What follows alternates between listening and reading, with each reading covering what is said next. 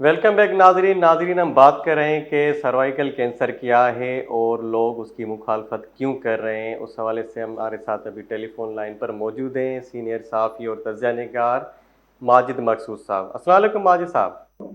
जी वासलाम आसिफ भाई। माजिद साहब, ये हमने कुछ दिनों से देखा है, जैसे ही सर्वाइकल कैंसर के हवाले से कैंपेन चली, फिर 80 लाख बच्चियों को, जो 9 से 14 साल की उम्र की बच्चियों को वैक्सीन लगनी थी, उसके हवाले से हमने सोशल मीडिया पे भी मुखालफत देखी। और उसके बाद कराची में जलसा हुआ JUI का, उस हवाले से आप क्या कहेंगे? बहुत शुक्रिया आपकी सेवक साहब। सबसे पहले तो मैं ये समझ रहा हूँ कि ये बड़ी बदकिस्मती है कि इस मुल्क में कोई भी काम औरत या लड़कियों के हवाले से होता है तो उसकी पता नहीं कहाँ से मुखालफत होती है।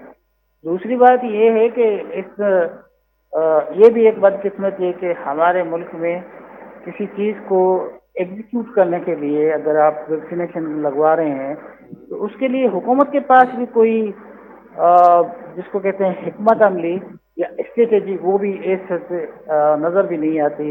वो एक साइड है जो लैकिंग है। दूसरी साइड ये है कि जो मैं समझता हूँ कि हमारे पास जो हम कहते हैं कि सोशल मीडिया पे ये चीज़ हो रही है। सोशल मीडिया पे एक रिफ्लेक्शन है कि जो आपके पास सोसाइटी जिस तरह की है उसमें एक रिफ्लेक्शन है। और आप देखेंगे कि हमारे पास जो मेडिकल जिसको कहते हैं अवेयरनेस या नॉलेज लोगों में बहुत कम है। आप मेडिकल के अगर आप कोई एग्जांपल लें, कोई बंदा दवाई लेता है किसी मार्केट से, डॉक्टर ने जो लिखी होती है आप उससे उसी अच्छी फार्मूले की अगर दवाई देंगे तब भी वो नहीं लेगा जब तक वो भले वो थर्ड क्लास हो, जो डॉक्टर ने लिखी है वो ही लेगा। तो मेडिकली जो हमारे पास अपनी सोसाइटी में नॉलेज बहुत कम है और लोग फिर उनको डराते हैं। अब लोगों का कसूर मैं नहीं समझता। यहाँ पे कुछ ऐसी सोची समझी साजिश हो रही है। जो लोग जो औरतों के दुश्मन हैं और जो चाहते हैं कि इस मुल्क में जो अभी से नहीं शुरू से लेकर कोई भी टीका या कोई भी वैक्सीनेशन आती है तो उसको किसी न किसी साजिश का नाम देते हैं। अब इसको कहते हैं कि ये फर्टिलिटी एंटी फर्टिलिटी है या फर्टिलिटी को कम करेगी औरत में। तो आप मुझे बताएं, आप भी सुनते आ रहे हैं कब से ये इस तरह की बातें कर रहे हैं और हमारी पॉपुलेशन इस खित्ते में सबसे ज्यादा है। बल्कि आप देखेंगे पहले हम कम थे, अब हम सबसे ज्यादा है। तो कम तो नहीं हुई आबादी भी, आप देख लें कम नहीं हुई किसी चीज में भी। आप देखें जब उनसे बात करते हैं उनको पता नहीं होता। अभी वो पार्टी का एक लीडर है जो सिंध में जो बात करता था उसको सर्विकल कैंसर और ब्रेस्ट कैंसर कह रहा था, तो उसको पता भी नहीं है कि इंजेक्शन है क्या। तो आप देखें कि ये चीज जब आपकी ये सोसाइटी में जाती है, सोसाइटी में ट्रांसलेट होती है, लोग जिनको फॉलो करते हैं, तो आप समझते हैं वो कितना डर जाते होंगे जब एक लीडर है जिसके लाखों फॉलोअर्स हैं वो टीवी पे आकर या मीडिया पे ये बात करेगा कि ये खतरनाक है, आपके बच्चों के लिए बहुत खतरनाक है, इसका इम्पैक्ट होगा।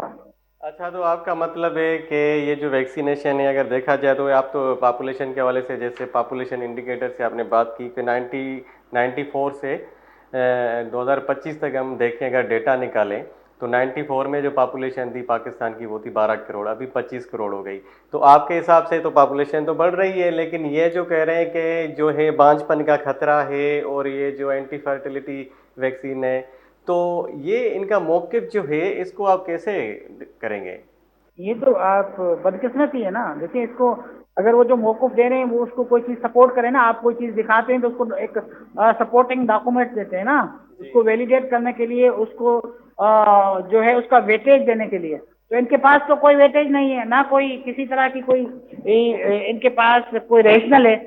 ये क्योंकि हमारे पास एजुकेशन नहीं है, मेडिकली हम बहुत बैकवर्ड है, हमारे पास लोगों को समझ नहीं आता। लेकिन अगर आप उनको बता देंगे, एक दफे बता देंगे, किसी कोई भी बता देगा कि भाई जो है ये दवाई जो है ना ये आपकी बच्ची या बच्चे को जो है उनकी फर्टिलिटी पे असर पड़ेगा, तो वो कभी नहीं लगाएंगे।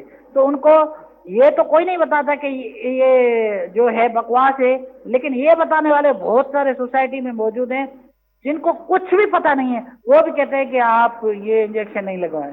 अब जब तक हुकूमत इसके चैलेंज नहीं करेगी, ऐसे लोगों को अरेस्ट नहीं करेगी जो फेसबुक पे इस तरह की पोस्टें रखते हैं उनके खिलाफ कोई स्ट्रेटेजी नहीं बनाती, उनको अरेस्ट करे या कोई इस तरह की कार्रवाई करे कि ये लोग इस तरह ना कहें। अब आप इसका मिसाल दीजिए, आप पूरे मुस्लिम कंट्रीज में देखिए, वहां पे आपके पास यही टीके लग रहे हैं, सऊदी अरब हो, बहरीन हो, यूएई हो, आप यू नेम इट, आप जो डेवलप्ड कंट्रीज है वहां तो लग रहे हैं, लेकिन आपके जो मुस्लिम पड़ोसी मुल्क है वहां भी ये लग रहे हैं।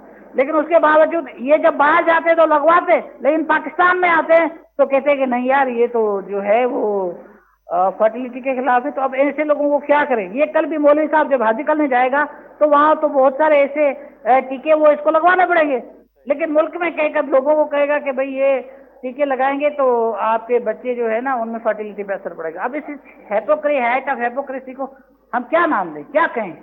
अच्छा माजिद साहब, ये अवाम दुश्मन रवैया क्यों है आखिर ये इन तंजीमों का जो ये मुखालफत कर रहे हैं या जो लोग मुखालफत कर रहे हैं? अगर देखा जाए तो माजी में जो है टाइफाइड की भी मुखालफत की गई, फिर कोरोना वैक्सीन की गई, उसके बाद पोलियो वैक्सीन की मतलब पोलियो के कतरों की मुखालफत की गई। तो ये जो अवाम दुश्मन नजरिया है इस पे गवर्नमेंट क्यों कुछ नहीं करती?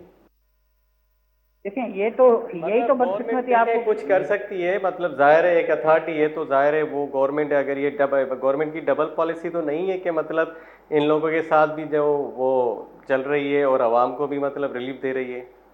देखिए इस मुल्क में जो ये रुजत पसंद तंजीम है, हम्म। इसको एम्पावर करने में तो कहीं ना कहीं आपको हुकूमत नजर आती है ना। देखें आप खुद भी देखें कि ये लोग किसी की लिंचिंग कर देते हैं, किसी को मार देते हैं, तो कभी हुकूमत पे कोई जू नहीं रेंगती। तो कहीं ना कहीं तो हमें लगता है कि स्टेट कहीं ना कहीं इनको एम्पावर करती है और ये इस तरह की बातें करते हैं। आप देखें ये तो सीधा सीधा सीधी सीधी FIR है, आप इस लीडर को जाके अरेस्ट करें। जो आप ऐसी जालाना बात कर रहे हैं कि लोगों को कंफ्यूज कर रहे हैं, तो हुकूमत क्या कर रही है? अब हुकूमत जब एक्शन नहीं लेगी, कोई अवाम के जो मफाद में जो बात होगी उसके खिलाफ अगर हुकूमत खामोश रहेगी, फिर ये एक्सपेक्ट करेगी लोग ना कहें, ये तो हो नहीं सकता। हुकूमत भी तो बड़ी वर्नरेबल नजर आती है ना, उनकी पता नहीं किस तरह के इश्यूज प्रॉब्लम्स हैं, वो इन लोगों के खिलाफ एक्शन लेने में बहुत डरती है। सही। बहुत बहुत शुक्रिया माजिद साहब, आपने हमें कीमती वक्त दिया। नाजरीन हमारे साथ मौजूद थे सीनियर तज्ज़िया निगार माजिद मकरू साहब। उनका कहना था कि जो लोग इसकी मुखालफत कर रहे हैं सर्वाइकल कैंसर के हवाले से, वैक्सीनेशन के हवाले से, उन लोगों को सोचना चाहिए कि बाकी जो दूसरे इस्लामी ममालिक हैं वो तो इस चीज़ के ख़िलाफ़ नहीं है, इस वैक्सीन के ख़िलाफ़ नहीं है। बाकी जो है 80 लाख बच्चियों को सर्वाइकल कैंसर से बचाव की वैक्सीन लगाई जाएगी, हुकूमत का ये फ़ैसला है तो वो लगाई जाएगी। हुकूमत को कुछ ऐसा करना चाहिए कि इन चीज़ों को लोगों में एक अवेयरनेस प्रोग्राम शुरू करना चाहिए कि इस वैक्सीन से कोई ख़तरा नहीं है। नाजरीन यहाँ पे हमारे प्रोग्राम का वक्त ख़त्म होता है, मिलते हैं अगले हफ्ते। तब तक अपने मेज़बान आसिफ थेबो को इजाज़त दीजिए। अल्लाह हाफ़िज़।